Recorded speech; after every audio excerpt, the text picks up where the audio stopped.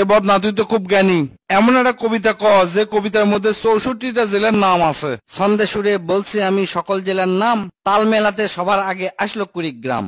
প্রধান জেলা ঢাকা থেকে একটুখানি দূর, এক জেলার নাম নরসিংদী, আরেকটা গাজীপুর।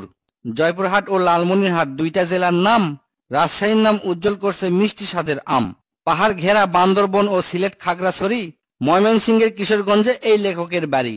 নেত্রকোনা সুনামগঞ্জে আছে ধানের মাঠ, সুন্দরবনের কাছে আছে খুলনা বাগের হাট।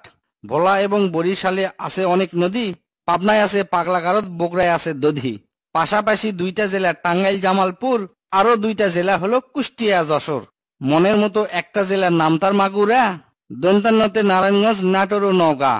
দন্তান্নতে আরো 4টি জেলা বলতে আমি পারি, নবাবগঞ্জ ও নোয়াখালী, নড়াইল, নীলফামারী।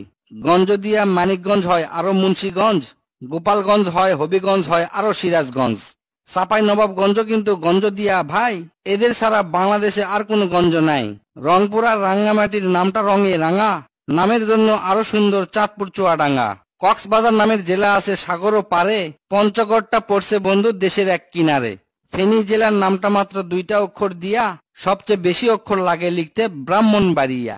6টা অক্ষর লিখতে লাগে মৌলভীবাজার, এদিক থেকে শরীয়তপুর সমান তাহার।